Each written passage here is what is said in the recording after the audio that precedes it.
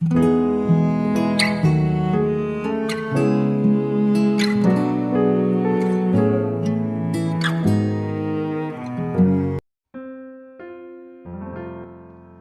saudara yang dikasihi Tuhan Yesus. Dimanapun saudara berada, saya menyapa saudara yang ada di Indonesia, dari Sabang sampai Merauke, dari Miangas sampai Pulau Rote, dan saudara yang ada di Malaysia, di Kamboja, di Singapura, dan dimanapun berada. Senang sekali berjumpa kembali menjumpai saudara semua. Saya percaya kita semua tetap di dalam kasih dan penyertaan Tuhan kita Yesus Kristus. Selamat datang kembali di channel Pokok Anggur bersama saya Yosia Krispianto. Mari saudaraku, sebelum kita bersama-sama merenungkan firman Tuhan, mari kita bersatu di dalam doa. Bapa di surga, Bapa yang baik, Bapa di dalam nama Tuhan Yesus, kami bersyukur buat segala kebaikan Tuhan hari ini. Terima kasih buat penyertaan-Mu yang sempurna bagi kami ya Tuhan. Dan saatnya kami rindu untuk merenungkan firman-Mu. Ajar kami ya Tuhan untuk mengerti dan memahami segala kehendak Tuhan bagi kami. Mari ya Tuhan buka rahasia firman-Mu saat ini dan terangi hati kami dengan firman Tuhan. Terima kasih Tuhan, ini doa kami hanya di dalam nama Tuhan Yesus Kristus kami berdoa. Amin. Baik saudara, kita akan membaca di dalam Ulangan 11 ayat yang ke-18. Kamu harus menaruh perkataanku ini dalam hatimu dan dalam jiwamu. Kamu harus mengikatkannya sebagai tanda pada tanganmu, dan haruslah itu menjadi lambang di dahimu. Puji Tuhan. Saudaraku, tidak sedikit orang menginginkan berkat Tuhan dan mengalami perkara-perkara besar dari Tuhan, tetapi mereka sendiri tidak mau membayar harga dalam hidupnya. Mereka tidak mau taat melakukan kehendak Tuhan, tapi menginginkan berkat Tuhan. Bagaimana bisa, saudara? Perikop dalam pembacaan firman hari ini jelas menyatakan bahwa ketaatan mendatangkan berkat, ketidaktaatan mendatangkan kutuk. Di mana ada ketaatan, di situ ada berkat. Dan sebaliknya, tidak ada ketaatan, tidak ada berkat. Jadi, Tuhan menuntut ketaatan kita sebagai bukti bahwa kita percaya kepadanya dan mengasihi Dia. Tidak ada ketaatan tanpa ada bukti. Ketaatan kita kepada Tuhan inilah yang akan membawa kita kepada penggenapan janji Tuhan, yaitu berkat, mujizat, kemenangan, pemeliharaan, perlindungan, dan lain-lain. Ketaatan tanpa mengenal kompromi ditunjukkan oleh Sadrak, Mesak, dan Abednego yang memilih taat kepada Tuhan sekalipun nyawa menjadi taruhannya, daripada harus mengikuti perintah raja untuk menyembah patung. Tertulis, tidak ada gunanya kami memberi jawab kepada Tuanku dalam hal ini. Jika Allah kami yang kami puja sanggup melepaskan kami, maka Ia akan melepaskan kami dari perapian yang menyala-nyala itu dan dari dalam tanganmu ya Raja. Tetapi seandainya tidak, hendaklah Tuanku mengetahui ya Raja bahwa kami tidak akan memuja dewa Tuanku dan tidak akan menyembah patung emas yang Tuanku dirikan itu. Maka geramlah hati si Raja sehingga 3 pemuda itu dilemparkan ke dapur perapian yang menyala-nyala, yang dibuat 7 kali lebih panas dari biasanya. Tapi tepat pada waktunya Tuhan menyatakan kuasa dan mujizatnya atas mereka.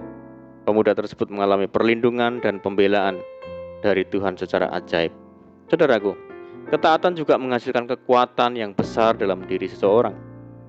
Alkitab menggambarkan orang yang taat sebagai orang yang bijaksana dan mendirikan rumah di atas batu, tidak tergoyahkan sekalipun diterpa hujan dan angin. Saudaraku, menjadi seorang yang taat tidak semudah membalikkan telapak tangan. Bisa dikatakan berat karena setiap hari kita juga harus terus bergumul dengan kedagingan kita.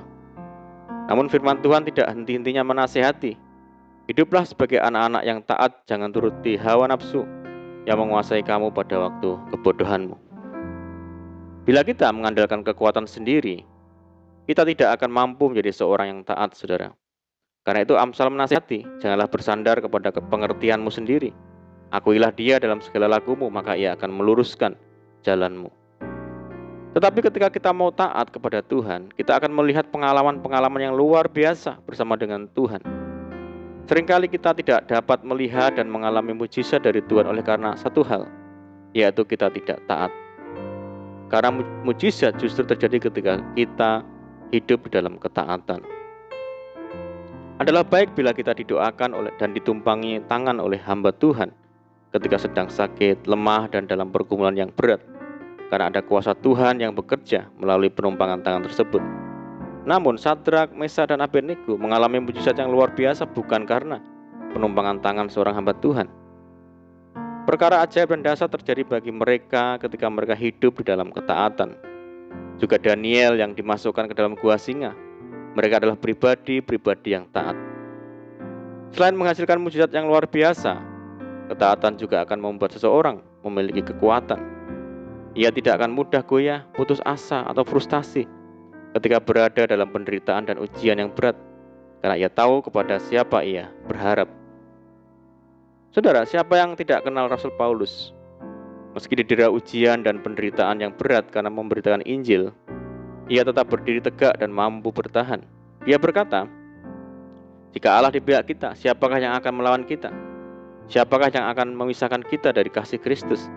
Penindasan atau kesesakan atau penganiayaan, atau kelaparan atau ketelanjangan atau bahaya atau pedang. Tetapi dalam semuanya itu kita lebih daripada orang-orang yang menang oleh Dia yang telah mengasihi kita."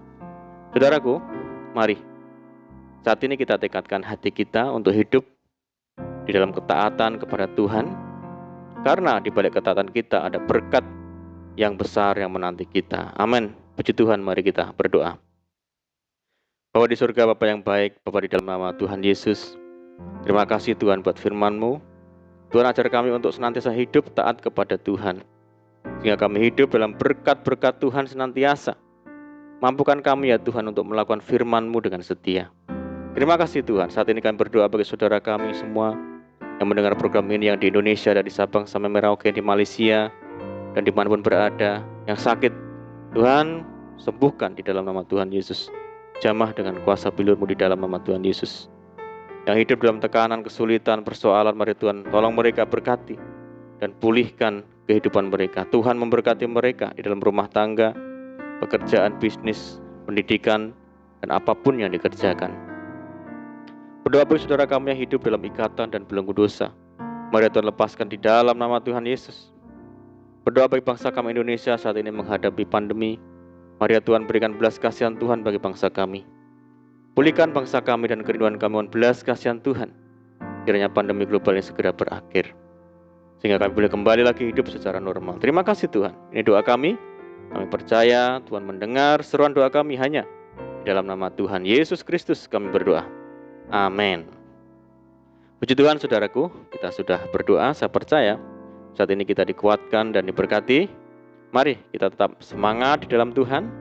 Jangan berputus asa, tetap berdoa, bersuka cita senantiasa, sebab dalam Tuhan kita sanggup melakukan segala perkara. Selamat malam dan selamat beristirahat. Doa saya menyertai saudara semua. Tuhan Yesus memberkati. Haleluya.